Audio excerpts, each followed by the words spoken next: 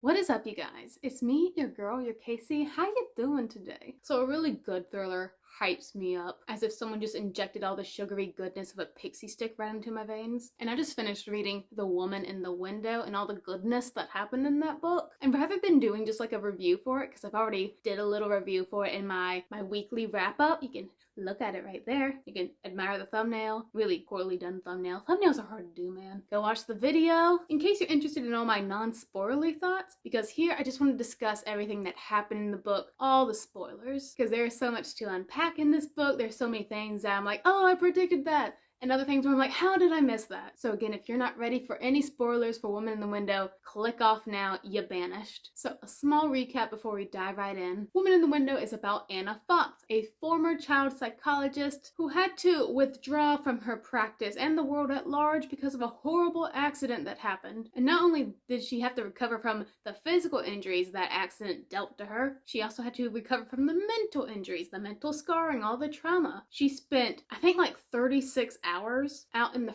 freezing cold, just the crushing weight of the sky around her, and because of that she developed agoraphobia, which is the fear of like outdoor places, crowds, being exposed. And Anna does fear just like the crushing weight of the world around her. She feels safer at home, meaning she can't leave her house at all without suffering a major panic attack. So the way that she like kind of stays in touch with the outside world, aside from just watching old black and white movies and chatting online with others who are dealing with the same phobia, she'll just take a seat right by her window, take out her camera, and just like observe the whole neighborhood like a creep. Yeah, that's kind of weird, Anna. She has like a perfect view of like all these neighbors around her, the Millers, the Tocatas, but especially the Russells, you know, the new family that moved in on the block. Business dad, beautiful mom, with a bright and charming little son named Ethan.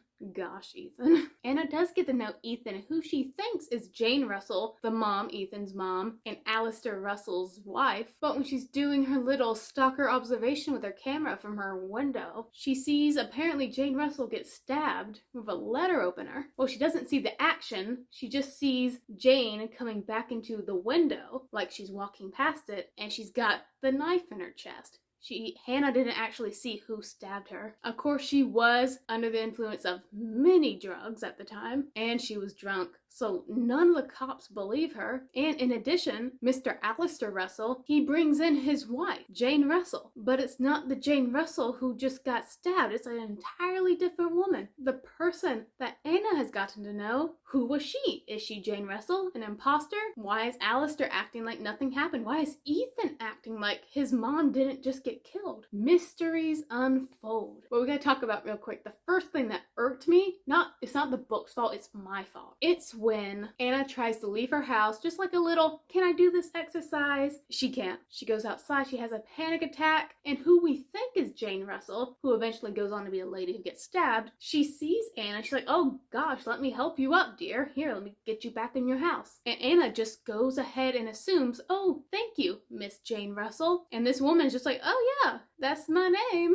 I cannot believe I did not see that coming. How it wasn't Jane who named herself, I'm Jane Russell. It was Anna who just went ahead and assumed, oh, you're Jane Russell. And the woman just went ahead and went with it. Because I solved this before in a whole different book. It was the same like presuming your identity twist that eventually comes back and bites the protagonist in the butt. But in that book, I was like, right away, I was like, girl, you gave him a name and he just snatched it. You didn't let him give himself a name. And it was a guy who wanted to like break into this woman's house, and she was having a party, so she opened the door and he was just standing there, and she's like, oh, are you Ben from down the street? And he's like, sure am. But in this book, no, that just went over my head. I didn't even suspect anything untoward with Jane Russell. And I really should have picked up right away that this is not the real Russell wife, because in those interactions that we did have with her and Anna, because I'm imagining this is a pretty fancy neighborhood. All the houses are like $4 million.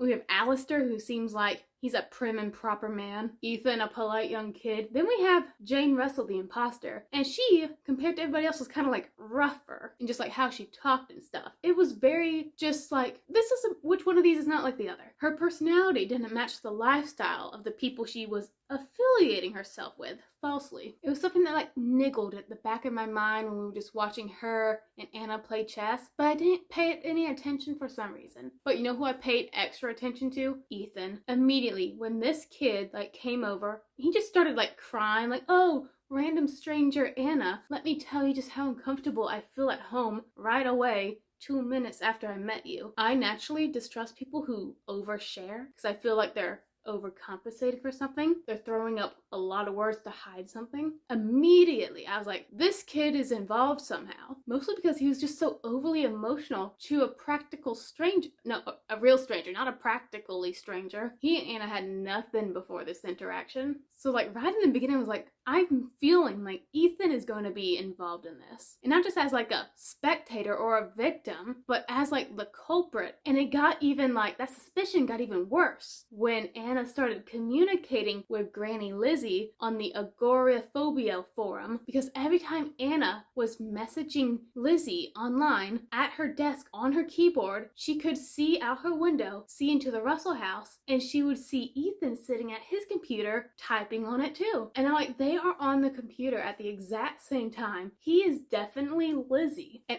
you don't know how happy I was when it was confirmed he was Lizzie this whole time. I was like, I knew it. So I had like all these suspicions about Ethan. But you know what this book was really good at? Well, first, it was really good with developing characters. I've always believed that if you really want to get to know a character, build them up, let us, the reader, get to know them, isolate the character, because they have no distractions and you're literally stuck in their head thinking their thoughts. It's not like a lot of actiony, exciting things are happening, but it really does help you get to know the character. And I could believe Anna was a flesh and blood person just because of how much time I spent with her in the mundane things and in the, life and death chase scenes. This book was also just really good at painting her terror, the absolute horror she felt towards the outside world, like the scene where she's trying to run across the park to the Russell's house after she saw Jane Russell get stabbed through the window. It honestly felt like she was fighting through a battlefield. That's how terrified she was, and that's how scared she was making me feel. It was really good writing. But my all-time favorite thing, because even though I already guessed that Ethan was gonna be the villain, this book was very good at distracting me. Because yes, we have the obvious David character, who is the red herring, the guy who is like so obviously the culprit, that he can't be because it's so obvious. The book was trying to hype him up as the big bad guy with, the criminal record, the earring, the mysterious guest in his home. But no, you couldn't fool me. But then you had the reveal about Anna's drama, her trauma from the past, her dead family. I kind of guessed the dead family twist, because throughout the book, we hear these phone conversations between Anna and her ex, Ed. And sometimes her daughter, Olivia, would pick up the phone and talk with mommy too. However, as we go through the book, we learn that Anna had an affair. She cheated on Ed. But every time she and Ed in the present timeline would talk on the phone, he was always so chipper and cheerful. That's not how I would talk to my ex if they cheated on me. So that was my warning bells that, hey, Ed might actually be dead and he's a hallucination, which proved to be right. And of course, this is all played up to make you think, oh, maybe Anna did hallucinate this whole scenario. I mean, she's already pretending her husband and her daughter are still alive. Maybe she just pretended this whole Jane Russell got stabbed situation too. I mean, we clearly have the very alive and real Jane Russell. She's walking around and she's perfectly fine, and she claims she's never seen Anna before. So the woman that Anna claims has to be the real Jane Russell, but isn't. They're just like, no girl, that's a hallucination. And we, the reader, we know it's real, because if it would have been all of a hallucination, that just would have been a really bad thriller ending. But this book was just so good at making me doubt my own theories about Ethan, mostly because I was so distracted by all the stuff happening around me. David, the trauma backstory, the dead family, that weird fake out scene where Alistair, the dad, Ethan's dad, he's drunk, he breaks in to Anna's house, he chokes her, he's like, you better leave my family alone, then he leaves. That was a weird scene.